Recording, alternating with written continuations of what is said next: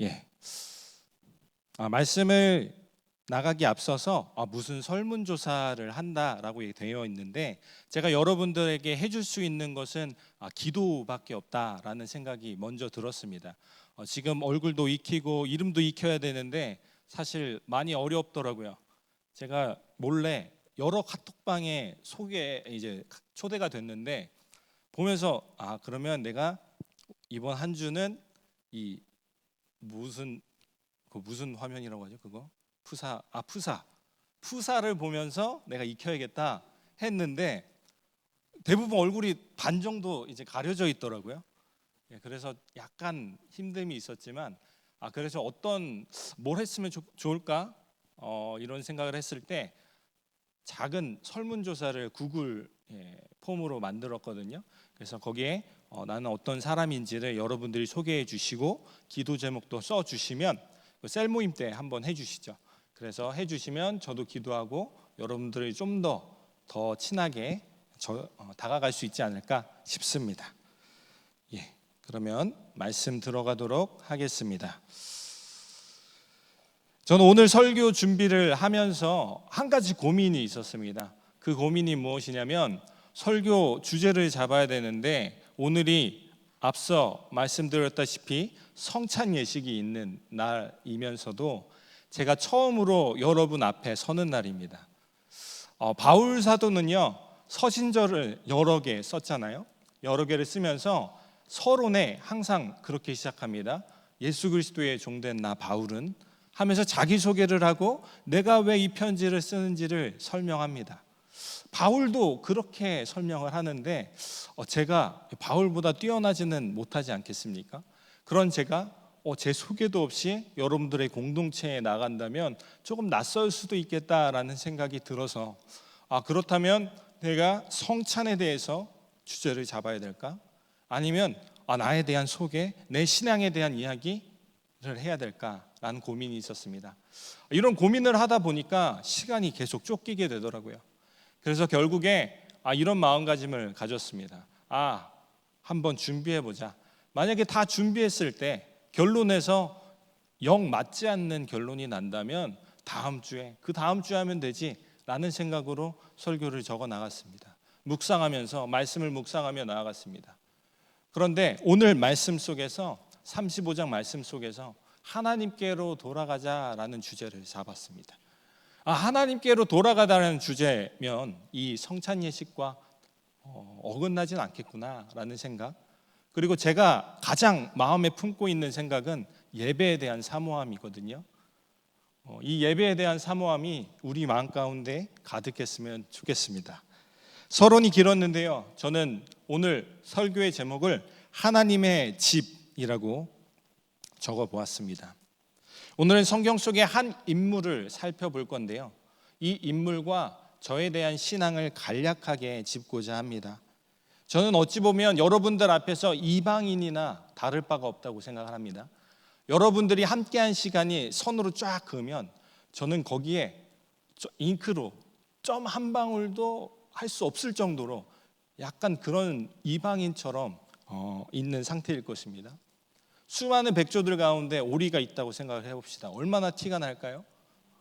흰 와이셔츠를, 제가 어제 이 셔츠를 샀거든요.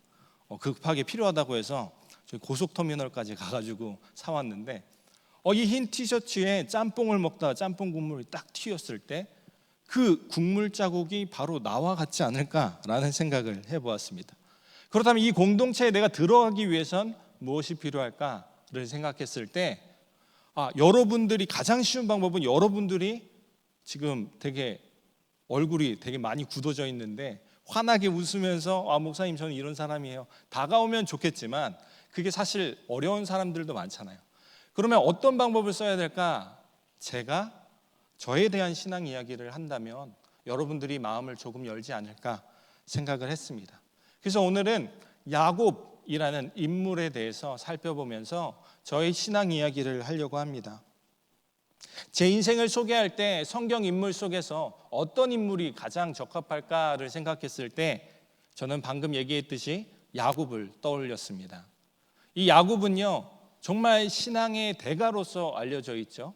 야곱의 축복, 야곱이라는 이 축복문이 우리 모두 알고 있잖아요. 신앙이 많은 오래된 사람이나 이제 막 믿게 된 사람들도 야곱의 축복이라는 이 찬양은 알 거예요.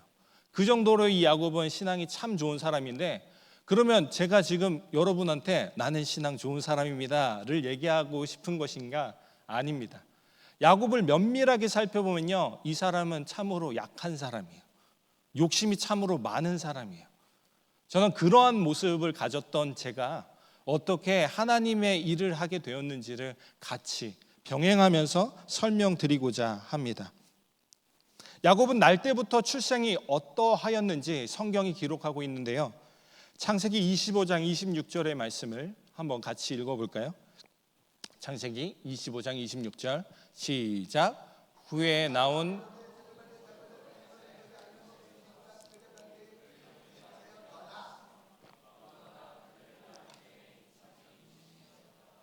아멘. 야곱의 이름이 뭐라고 되어 있나요? 왜 뜻이 뭐라고 되어 있나요? 에서의 발꿈치를 잡았다. 상대의 발꿈치를 잡을 정도로 욕심이 과한 사람이었다라고 성경이 이야기합니다.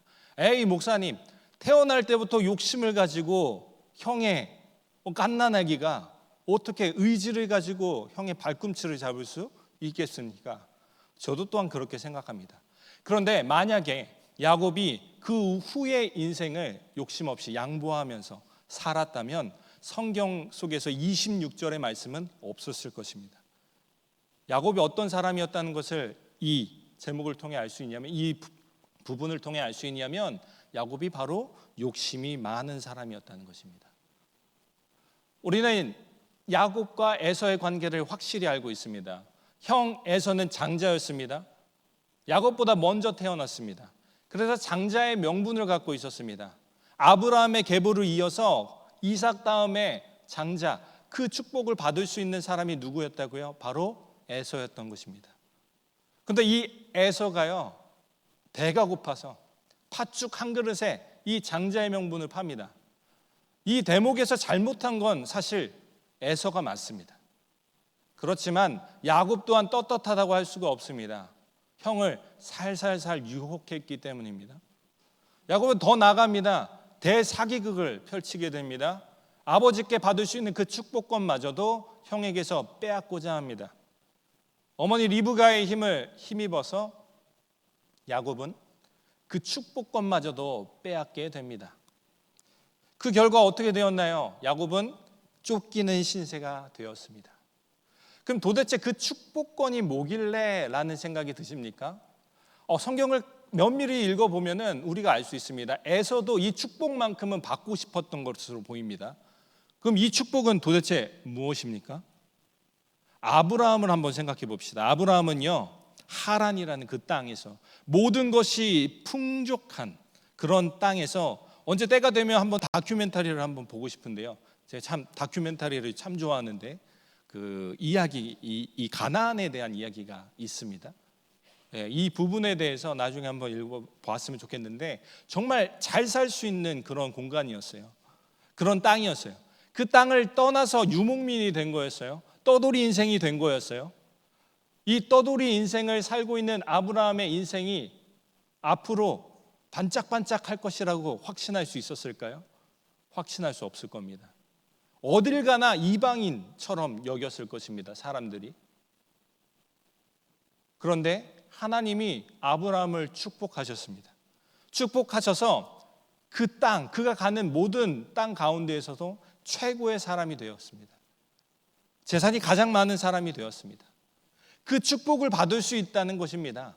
에서도 장자의 명분은 팔았어도 이 축복권만큼은 사수해야겠다라는 생각을 했습니다. 그런데 그의 동생이 사기를 쳐서 그 축복마저도 빼앗으려고 하는 것입니다. 이 야곱의 욕심이 잉태하여서 이 이삭의 가문의 사망을 이르게 합니다. 이런 상황들을 불편해하실 수도 있을 것 같아요. 왜냐하면 후에 야곱의 인생이 어떻게 되었나요? 잘 풀리는 것처럼 보였거든요. 베델에 가서 하나님이 만나주시고 내가 너를 보호해 줄게 라고 약속하셨거든요. 에서의 잘못은 분명히 있습니다. 하나님의 축복권, 재산이 많아지는 욕심은 갖고 있었으나 하나님의 사람이 되고자 하는 마음은 전혀 없었습니다. 그 잘못 때문에 그는 하나님께로부터 축복을 빼앗기게 된 것입니다. 그렇다고 지금 야곱을 제가 옹호하는 것이냐고요? 그렇지 않다고 생각합니다. 야곱은 훗날에 어떻게 됩니까? 삼촌 라반한테 똑같이 사기를 당하게 됩니다. 라헬을 사랑해서 라헬과 결혼했는데 다음 날 밤에 눈을 딱 떠보니까 라헬이 없는 거예요. 레아가 있는 거예요. 얼마나 놀랐겠습니까? 삼촌 라반에게 따집니다. 하지만 우리는 이런 모든 정황을 알고 있기 때문에 야곱이 참으로 뻔뻔하다라는 생각을 할 수 있을 겁니다. 야곱은 이렇듯 욕심의 사람이었습니다.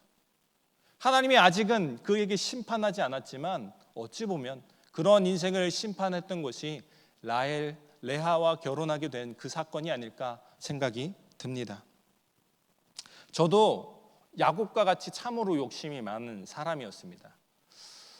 저는 찬양을 잘 못합니다. 잘 못하고 박자도 잘 모르고요. 이 악보도 잘 못 봅니다.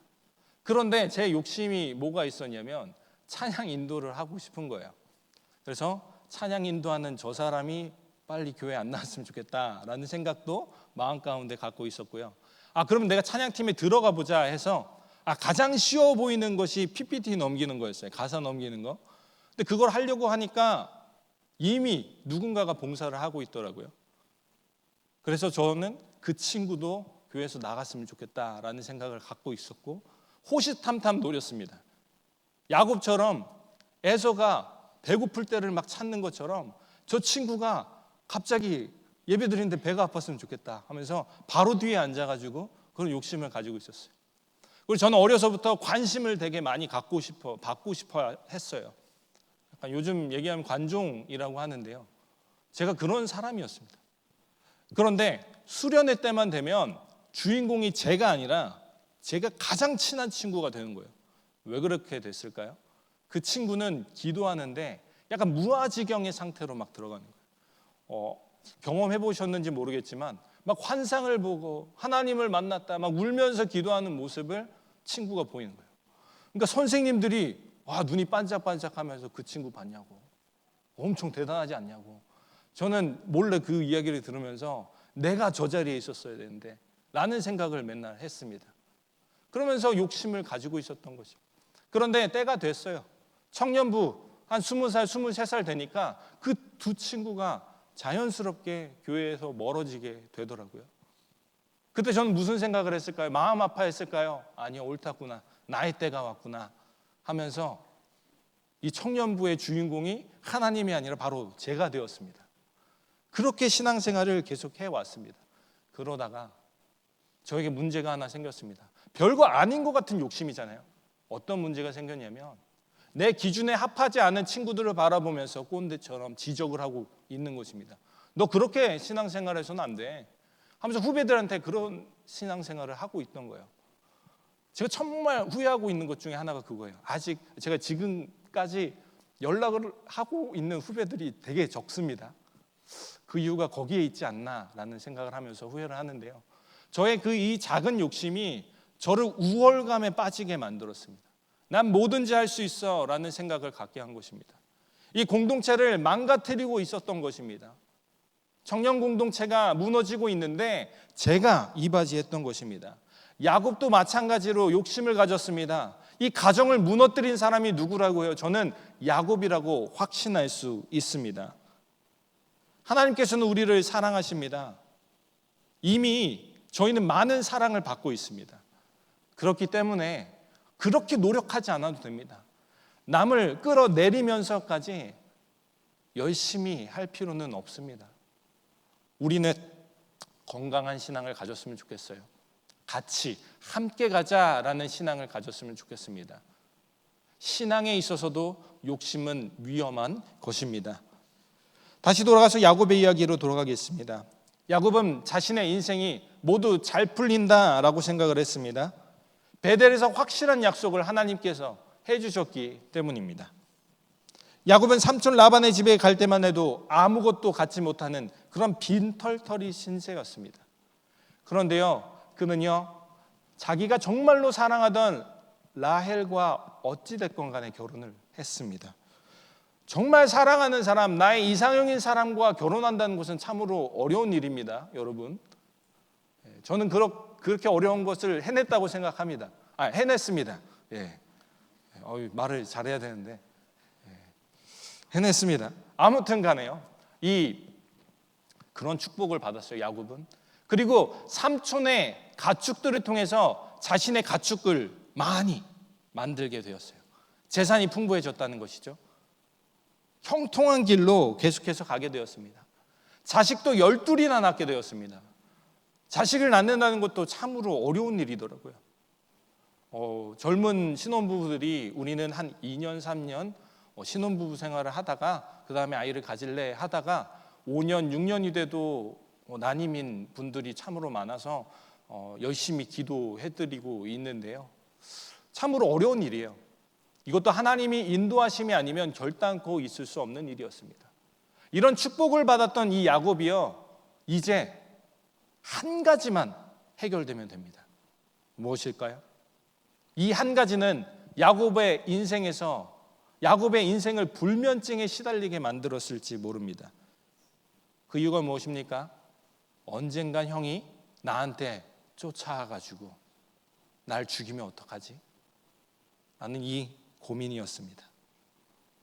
그는 무엇인가 일이 잘 풀린다고 생각을 했고, 진짜 그 생각대로 형의 용서까지 받게 됩니다. 여기까지 들으면 하나님이 왜 가만히 계시지? 라는 생각이, 그냥 궁금증이 떠오를지도 모르겠습니다. 그런데 그런 형통한 길을 살던 이 야곱의 집안이 한순간에 무너지게 됩니다. 딸 디나는요, 세겜이라는 하몰의 아들 세겜 민족의 그 추장의 아들인 세겜에게 겁탈을 당하고요. 야곱은 쉬쉬했으면 좋겠다라고 생각했습니다. 자신의 딸이 겁탈을 당했는데도요, 덮으려고 했습니다. 왜 그럴까요? 야곱은 이방인이었거든요. 거기서 그들에게 피해 복수를 하면 어떻게 될까요? 그 민족들이 모두 복수를 할 것이기 때문에 우리 가정에 위기가 찾아올 것이다 해서 덮으려고 했습니다. 그러나 그의 아들들은 가만히 있지 않습니다. 혈기왕성하던 시므온과 레위가 가서 그들을 죽입니다. 아버지와 똑같이 그들을 속여서 그들을 할례받게 한 후에, 전투에 나가지 못하는 상태에 만들게 한 후에 그들을 도살합니다. 성경 읽다 보면 더 알 수 있는데, 이 둘만 갔느냐? 아니요, 나머지 형제들도 다 같이 가서 약탈했다라고 성경은 이야기하고 있습니다. 야곱의 집이 한순간에 무너졌는데 이 이유가 어디 있을까? 그 근원이 어디 있을까를 창세기 33장 17절에서 한번 찾아보았습니다. 한번 읽어볼까요? 시작. 야곱은 숫곳에 이르러 자기를 위하여 집을 짓고 그의 가족을 위하여 우릿간을 지었으므로 그 땅 이름을 숫곳이라 부르더라. 이후의 이야기는 엘엘로의 이스라엘의 하나님이 여기 계시다 하면서 내가 형에게서 용서를 받았다, 하나님이 평탄하게 해주신다라는 제목입니다. 이야기입니다. 제단을 이렇게 쌓고 하나님께 찬양을 합니다. 예배를 드립니다. 보통 사람들은 이 이야기를 보면서 야곱의 신앙 정말 대단하다 할 수 있는데 여기 허점이 하나 있습니다. 창세기 28장 20절에서 22절의 말씀을, 20절과 22절의 말씀 제가 한번 읽어드리겠습니다. 창세기 28장 20절에서 22절. 야곱이 서운하여 이르되 하나님이 나와 함께 계셔서 내가 가는 이 길에서 나를 지키시고 먹을 떡과 입을 옷을 주시어 내가 평안히 아버지 집으로 돌아가게 하시오면 여호와께서 나의 하나님이 되실 것이요 내가 기둥으로 세운 이 돌이 하나님의 집이 될 것이요 하나님께서 내게 주신 모든 것에서 10분의 1을 내가 반드시 하나님께 드리겠나이다 하였더라. 아멘. 분명히요, 야곱은 평탄한 길로 가면, 내 인생이 평안해지면 하나님께 다시 돌아와서 예배 드리겠다고 선언했습니다. 말했습니다. 서원했습니다. 그런데 이 서원을 잊은 것이 분명합니다. 왜 그럴까요? 세겜 땅에서 돈을 주고 땅을 샀다고 성경은 기록하고 있습니다. 땅을 샀다는 것은 무엇이죠? 정착하겠다는 것이죠. 그 땅이 밭이었으니 정착하겠다는 것이 분명합니다.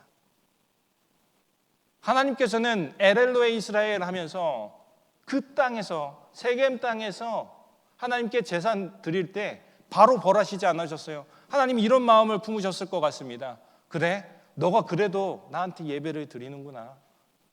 하지만 너가 내 약속을 기억해 줬으면 좋겠다라는 마음을 하고 계셨을 것입니다.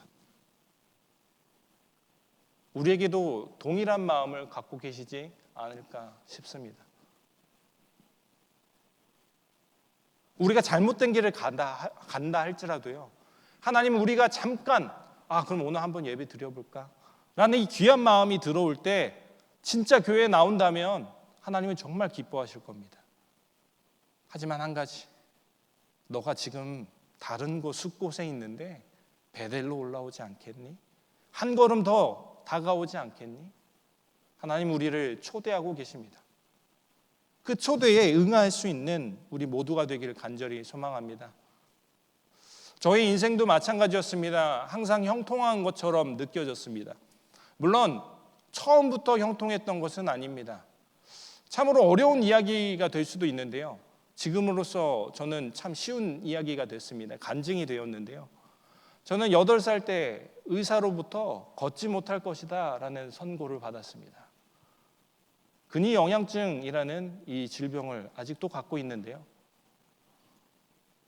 그 이야기를 듣고 아버지는 어떻게 놀라셨습니다. 8살 난 나의 아들이 이런 병에 걸렸다고 하면서 하나님께 기도하기 시작했습니다. 서원하기 시작했습니다. 내가 이제 이 아들 건들지 않겠습니다. 하나님이 사용하여 주시옵소서. 그 이야기 끝으로 모든 교회, 제 모교회 목사님을 정말 존경할 수밖에 없는 이유가 바로 거기에 있습니다. 전 교인이 같이 합심해서 기도하기 시작했습니다. 그러자 거짓말처럼 저는 계속해서 살아있고요, 아직도 살아있지 않습니까? 걷기도 하고 뛰기도 하는 그런 사람이 되었습니다. 형통한 길로, 그 다음부터 형통한 길로 갔다 저는 생각을 합니다. 그 가장 끝에서는 수능이라는 것이 있습니다. 저는 사실 죄송하지만 이 수능 시험에서 찍어서 한 10개를 맞힌 사람입니다. 어쩌다 보니까 그렇게 됐고, 그래서 그렇게 형통한 길로 가는 나의 인생을 저는 자신했습니다. 제가 얘기했잖아요. 우월감에 휩싸여 있었다고 얘기했잖아요. 난 하는 거 다 돼 라는 생각을 갖고 있었어요. 그런데 그 가운데에 하나님이 점점 사라지고 있었습니다. 저는 점점 베델로 돌아가야 된다는 생각을 저버리기 시작했습니다. 어려서부터 목사가 되겠다고 한 그 친구가 신학대학원은 F학점만 면하면 된다더라 라는 소문을 듣고 공부를 다 놓고요, 정말 목사님들은 참으로 공부를 많이 해야 됩니다. 그런데 그런 사람이 공부도 놓고 자기가 하고 싶은 일만 하고 다녔습니다. 혼자 놀러 다니고 그런 인생을 살았습니다. 그러다가 크게 한 번 혼란이 왔었습니다. 아무것도 의미가 없다라는 생각이 스스로 드는 것입니다. 어차피 난 다 잘 됐는데 라는 생각을 하다가 한 번 넘어졌거든요. 한 번 넘어지니까 이게 안 되네 라는 생각으로 절망 가운데 빠지기 시작했습니다.